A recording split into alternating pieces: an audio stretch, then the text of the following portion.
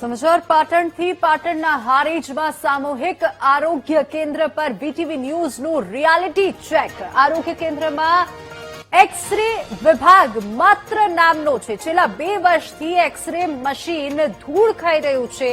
દર્દીઓને સારવાર માટે શહેર સુધી ધક્કા ખાવા પડી રહ્યા છે અને સરકારી દવાખાનું હોવા છતાં લોકોને ખાનગી હોસ્પિટલમાં વધારે પૈસા ખર્ચીને સારવાર લેવા દર્દીઓ મજબૂર બન્યા છે. નવા એક્સ-રે મશીનના ગ્રાન્ટ મળી હોવા છતાં હજુ સુધી આ સરકારી દવાખાનાઓમાં મશીનો ધૂળ ખાઈ રહ્યા છે. હજુ સુધી નવા મશીનો નથી આવ્યા. 2 વર્ષથી ધૂળ ખાતા મશીન અહીંયા દ્રશ્યો આપ જોઈ શકો છો. સરકારી આરોગ્ય કેન્દ્રના આ એક્સ-રે વિભાગના દ્રશ્યો છે. છેલ્લા 2 વર્ષથી એક્સ-રે મશીન બંધ હાલતમાં છે.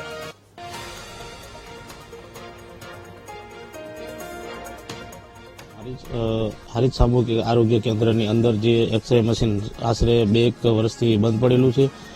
જે અકસ્માતની ઘટનાઓ બનતી હોય છે, અવારનવાર કોઈ પડી જતું હોય છે ત્યારે જે એક્સરેની જરૂર પડતી હોય છે, પરંતુ અહીંયા એક્સરે મશીનની વ્યવસ્થા ન હોવાના કારણે બંધ હાલતના કંડમ હોવાના કારણે લોકોને બહાર જવું પડતું હોય છે. અમારે પણ કોઈ ત્યારે તકલીફ પડતી હોય છે ત્યારે બહાર જવું પડતું હોય છે અને પ્રાઇવેટ દવાખાનાની અંદર એક્સરેની અંદર જે જઈએ છીએ અને ખર્ચ કરવો પડે છે. તો સરકારશ્રીને નમ્ર વિનંતી છે કે આ જે એક્સરે મશીન છે તેને રિપેર કરવામાં અથવા નવું આપવામાં આવે. એક્સરે મશીન બંધ છે, છેલ્લા 1.5 વર્ષના સમયથી બંધ છે અને એક્સરે મશીન ઘણું જૂનું છે, કન્ડમ થયેલું છે અને નવું ખરીદવા માટે ઉપર જાણ કરેલી છે વડી કચેરીએ.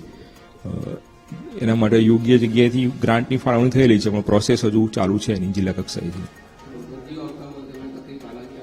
હા, એટલે જે મશીન અવેલેબલ ના હોય એ સુવિધા અમે નથી આપી શકતા. પછી રાજ્ય સરકાર દ્વારા કરોડો રૂપિયા આરોગ્ય ક્ષેત્રે ફાળવવામાં આવતા હોય છે, પરંતુ આજે વીટીવી ન્યૂઝની ટીમ પહોંચી છે હારીજ તાલુકાની અંદર આવેલું સામૂહિક આરોગ્ય કેન્દ્રની અંદર, જ્યાં ગાડીના દ્રશ્યો બતાવવા માંગીશ કે આ જે રૂમ છે તે એક્સ-રે વિભાગનો રૂમ છે અને અહીંયા છેલ્લા 1.5 વર્ષથી વધુ સમયથી જે એક્સ-રે મશીન સરકાર દ્વારા અહીંયા ફાળવવામાં આવ્યું હતું તે અત્યારે બંધ હાલતમાં છે, જેને લઈને અહીંયા જે દર્દીઓ આવતા હોય છે તેઓને પારાવાર મુશ્કેલી ભોગવવાનો વારો આવે છે. કારણ કે કોઈ પણ દર્દી જ્યારે અહીંયા એક્સ-રે માટે આવતો હોય છે, પરંતુ અહીંયા એક્સ-રે મશીન જ છેલ્લા 1.5 વર્ષથી વધુ સમયથી બંધ છે અને જેના કારણે દર્દીઓને હાલાકી ભોગવવાનો વારો આવે છે. અનેક વખત અહીંના સ્થાનિક ડોક્ટરો દ્વારા લેખિતમાં તેમજ મૌખિક રજૂઆતો કરી છે, ગ્રાન્ટ ફળવાઈ ગઈ છે, પરંતુ આજ દિન સુધી આ જે એક્સ-રે મશીન છે તે સામૂહિક આરોગ્ય કેન્દ્રની અંદર ફાળવવામાં નથી આવ્યું, જેને લઈને સરકાર દ્વારા જે કરોડો રૂપિયા ખર્ચવામાં આવે છે લોકોના આરોગ્ય ક્ષેત્રે, પણ ક્યાંક ને ક્યાંક તેની અંદર ચૂક રહી જતી હોય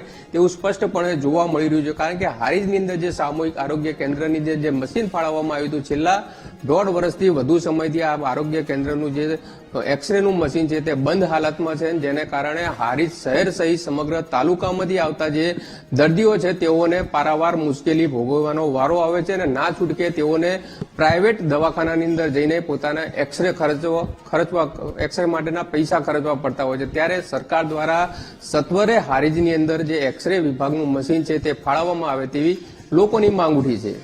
ભરત પ્રજાપતિ, વીટીવી ન્યૂઝ, પાટણ. તો આજ મુદ્દે વધુ ચર્ચામાં આપણી સાથે જોડાઈ ગયા છે દીપક પટેલ, શહેર કોંગ્રેસ પ્રમુખ પાટણ જિલ્લા. દીપકભાઈ, ખૂબ સ્વાગત છે વીટીવી ન્યૂઝ પર. દીપકભાઈ, આરોગ્ય કેન્દ્રમાં એક્સ-રે મશીન છેલ્લા 2 વર્ષથી બંધ હાલતમાં છે. ગ્રામ્ય વિસ્તારના લોકોને જ કેમ આવી પરિસ્થિતિનો સામનો કરવો પડી રહ્યો છે, શું કહેશો આપ? બેન, પાટણ જિલ્લાની અંદર પીએચસી હોય, સીએચસી હોય કે સામૂહિક આરોગ્ય કેન્દ્ર હોય, તમામ જગ્યાએ સરકાર દ્વારા બહુ ખૂબ મોટા ખર્ચે મશીનો મૂકવામાં આવ્યા છે, પરંતુ આ મશીનો છેલ્લા 2 વર્ષ, કોઈ જગ્યાએ 1.5 વર્ષ એમ છેલ્લા ઘણા સમયથી આ મશીનો બંધ હાલતમાં જોવા મળે છે, જેના કારણે ગામડાની જે પબ્લિક છે, ગામડાનો જે રહેણાંક વિસ્તાર છે તેવા લોકોને પારાવાર મુશ્કેલી પડે છે. કારણ કે એ લોકો સીધા આરોગ્ય કેન્દ્ર સુધી પહોંચે કે પીએચસી સેન્ટર સુધી પહોંચે, ત્યારે પીએચસી સેન્ટરમાં જયારે ડોક્ટર લગે ભાઈ તમારો ફોટો પડાવવાનો છે અને ફોટો પડાવવા જાય ત્યારે કે એક્સ-રે મશીન બંધ છે, તો એને પ્રાઇવેટ પૈસા ખર્ચીને પાછા બજારમાં જવું પડે. બજારમાં જઈ અને પાછા પ્રાઇવેટ ખર્ચ કરી અને એક્સ-રે ફોટો પડાવી અને પાછા અહીંયા ડોક્ટરને બતાવવા આવવું પડે.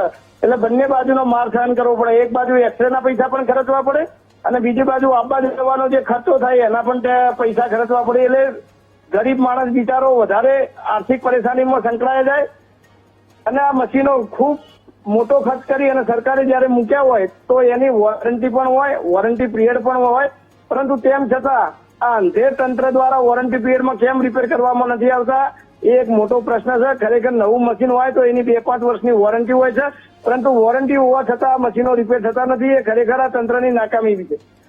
અચ્છા દીપકભાઈ, મેન્ટેનન્સ માટે ફાળવેલું બજેટ ક્યાં ખર્ચાયો? શું ફંડ હોવા છતાં બેદરકારી થઈ છે? શું લાગે છે આપને? શું કહેશો? બેન, 100% વાત સાચી છે. કોઈ પણ નવું મશીન લો, તમે નવું મશીન લો તો એની મોંઘા મશીનો હોય તો એમની 2-4 વર્ષની એસએમસી હોય છે, જેને સ્પેરપાર્ટ સાથે રિપેરિંગ કરી આપવાની કંપનીની વોરંટી હોય છે. પરંતુ ઘણી જગ્યાએ એવું બન્યું છે કે એકાદ વર્ષમાં મશીનો બંધ થઈ ગયા પછી ચાલુ જ થયા નથી. એટલે ખરેખર તો આ સરકારની અને આ સિસ્ટમની નાકામી છે. ખરેખર જેને મશીન પ્રોવાઈડ કર્યું હોય, જે કંપનીએ પ્રોવાઈડ કર્યું હોય એની પાસે વોરંટી પીરિયડમાં રિપેર કરાવી દેવું જોઈએ. જી બિલકુલ દીપકભાઈ, આપ અમારી સાથે જોડાયા તે બદલ ખૂબ ખૂબ આભાર. તો પાટણમાં સામૂહિક આરોગ્ય કેન્દ્ર પર છેલ્લા ઘણા સમયથી આરોગ્ય મશીનરી બંધ હાલતમાં છે.